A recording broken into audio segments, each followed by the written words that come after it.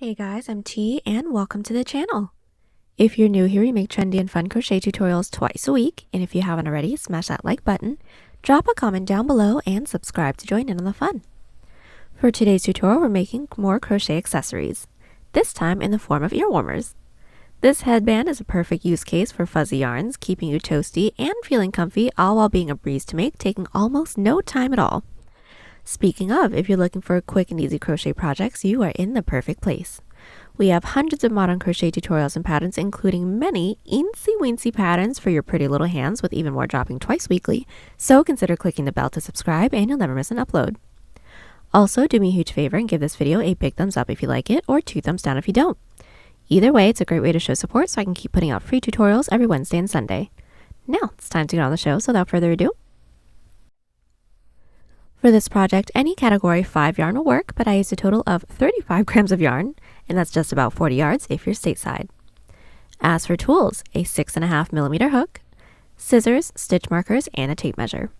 There is a written pattern down below. Use offer code TCDDIY for a discount off any $9.99 plus order, and enter this week's pattern giveaway by telling us your favorite hot sauce.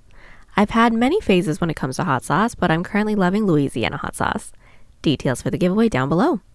We're using 3 stitches for this project, and they'll be as follows. Chain, slip stitch, single crochet, and half double crochet. This tutorial is made for size small, but you can adjust it for your size, and we explain how to in the video, so let's get started. Getting this headband started, we're all going to grab our category 5 yarn and make a slip knot. Next, we're all going to grab our 6.5mm hook and start off by making a chain the height that we'd like for the bottom band to be. I'd like for mine to be just about 1 inch or 0.5 centimeters, so I'm going to start by making a chain 3. Now that we have our chain, we're all going to get started on our first row, which is a slip stitch row. So what we're going to do from here is block off that last chain and do a chain 1. Now that chain 1 doesn't count as a stitch, that's our turning chain. Then what we're going to do from here is a slip stitch row. So into that chain that we blocked off, or the second chain from our hook, we're going to bring our hook down into that chain. When we have those 2 loops on our hook, we're all going to yarn over and automatically and gently pull through both of those loops. And that is our first slip stitch. Now I understand that the fuzzy yarn is a little difficult to see, so let's do this with a yarn that's a little bit easier to see. So now that we have our chain, what we're going to do, like I said, is block off that last chain and do a chain 1. Now that chain 1 doesn't count as a stitch, that's our turning chain. Into that chain that we blocked off, or the second chain from our hook, we're going to insert with a slip stitch. So insert your hook, yarn over, and gently pull through both loops on our hook. We want to make sure that we're pulling gently so that the following row isn't too tight to work into. Let's do another slip stitch. Into that next chain, we're going to insert, yarn over, and again gently pull through everything on our hook and continue with 1 slip stitch into every chain.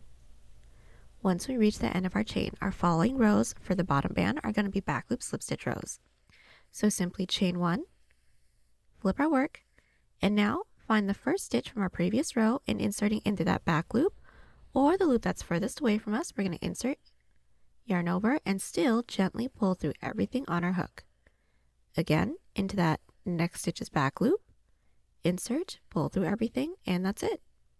Continue with 1 back loop slip stitch into every stitch. At the end of the row, chain 1, flip our work, and repeat. We're going to continue to repeat this back loop slip stitch row with no increases and no decreases until we have a band that can stretch, because keeping in mind this will have some stretch to it around the entirety of our head. Once we have that, I will meet you back so we can seam it together. We are back. The entire length of my band is complete. I have a total of 48 rows. This length is roughly 16.5 inches or 42 centimeters unstretched. And now what we're going to do is seam everything together. So all we're going to do is simply fold our piece in half, and then we're going to insert our hook into the top corner stitch of both the front and the back panel. Then we're going to do an outside loop slip stitch seam. So let's go ahead and grab the yarn that's easier for us to see. So I have a super duper small sample size here for us. What we're going to do, like I said, is fold our work in half, and then insert our hook into the corner stitch of both the front and the back panel. Then from here, we're going to yarn over and pull through everything. Then to do our outside loop slip stitch seam, we're all going to start by finding that first stitch into the front panel and insert only in through that front loop. Find that next stitch into the back panel, insert only in through that back loop. Then when we have these 3 loops, yarn over and pull through all 3. Let's do that again. Into that next stitch into the front panel, insert into that front loop. Next stitch into the back panel, insert into that back loop, yarn over and pull through all 3. And we're just going to continue doing that until we don't have any more stitches left to work into. And once when we don't, all we're going to do from here is single crochet along the edge of our piece so we can get started on the width of our headband. So once when our seam is completed, we're all going to chain 1.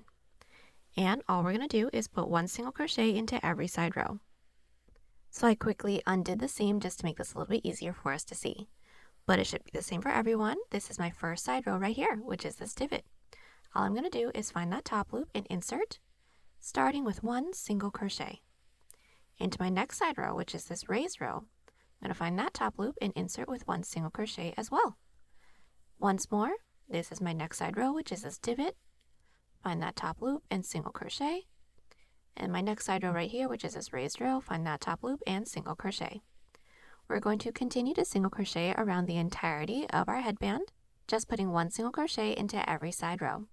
Now we should end up with the same amount of stitches as rows that we made for the band. And as one last really quick tip, this single crochet row is going to be as wide as this portion can stretch. So once when the single crochet row is completed, slip stitch into that chain space and then try it on. If it's a little bit too tight, reduce some stitches with a looser grip, or if it's too loose, reduce some stitches with a tighter grip. Either way, I'll meet you back once when the single crochet row is completed. So my single crochet row is complete. Everything is fitting very nicely. So now from here, what we're going to do is our following half double crochet row. Right after we've slip stitched into that chain space, what we're going to do is chain 2 and simply put 1 half double crochet into every stitch. And how that's going to work is we're all going to yarn over. Into that first stitch, we're going to insert our hook, pull through. Then we're all going to get 3 loops on our hook. So yarn over and pull through all 3 of those loops. And that's it. We're going to continue with 1 half double crochet into every stitch, making our way all the way around. Let's just do the next half double crochet together with our not so hard to see yarn. So just to do another half double crochet together again, yarn over. Into that first stitch, we're going to insert, pull through, yarn over, pull through all 3, and that's it. Continue with 1 half double crochet into every stitch. We are back. Our half double crochet row is complete. Now from here, we're going to be doing more back loop half double crochet rows until we get the width that we want, but keeping in mind we are going to have another top band to match this bottom band. But now all of our half double crochet rows are going to be within the back loops. So let's show you guys how we're going to close off the row. So we've made our way all the way around with our half double crochet row. What we're going to do is count up the 2 chains that we made when we started this row. So here's 1, here's 2. Into that second chain, we're going to insert with a slip stitch. And that's just to connect the row. That doesn't actually count as a stitch. Then all together, we're going to chain 2. We're going to flip our work. We do want to make sure that we're flipping our work after every half double crochet row to get the ribbing that we want. Then yarn over, inserting our hook into that first stitch's back loop with a regular half double crochet, and that's it. Continue with 1 back loop half double crochet into every stitch. Close off the row the same way that we did our previous row, then just continue on with our half double crochet rows until we get the width of the headband that we want. I'll meet you back so then we can get started on our top band. So we are back. I have just finished up my half double crochet rows. I did a total of 3 of them, and now my total height is roughly 3 inches or 8 centimeters. Now we're going to finish up with our top band. It's going to be done with back loop slip stitch rows, the same way that we did the bottom band, but it's going to have to be connected to the top of our band, so it's going to be done just a hair differently. So let's go ahead and grab our baby sample size just so I can show you guys how we're going to do it. So baby sample size here, what we're going to do is start by making a chain the height that we'd like for our top band to be. I'd like for mine to be the same height as my bottom band, so I, again, will be making a chain 3. Now once we have our chain, block off that last chain, do a chain 1, into that chain that we blocked off or the second chain from our hook, insert with a slip stitch, and put 1 slip stitch into every chain. We are now back at the base. Now from here, we're going to slip stitch into the base. So all we're going to do is find that next available stitch, insert with a slip stitch, and that's how we're going to connect it. Now that slip stitch into the base doesn't actually count as a stitch, that's just to connect. And now to work our way up to the following row, slip stitch into that following stitch into the base. Still doesn't count as a stitch, and flip our work. And from here, put one back loop slip stitch into every stitch, making sure that we're not working into those slip stitches that's into the base. So finding the last stitch from our previous row's back loop, insert with a back loop slip stitch, and continue with one back loop slip stitch into every stitch.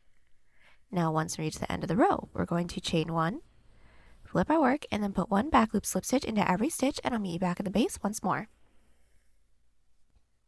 So we are back. Our first 3 rows are nearly complete. We're just going to connect it into the base once more. So it's going to be done the same way that our previous row was. So just start by finding that next available stitch into the base, insert with a slip stitch, that doesn't count as a stitch. Then to work our way up to the following row, slip stitch into that next stitch into the base, still doesn't count as a stitch, flip our work, and then repeat. We're going to continue to repeat our back loop slip stitch rows with no increases and no decreases, making our way all the way around. When we don't have any more stitches left to work into, I'll meet you back so we can seam it together. So we are back. We've made our way all the way around with our top band, and I already went ahead and did my seam. This seam is going to be the exact same as our bottom band seam, so go ahead and just do your same outside loop slip stitch seam.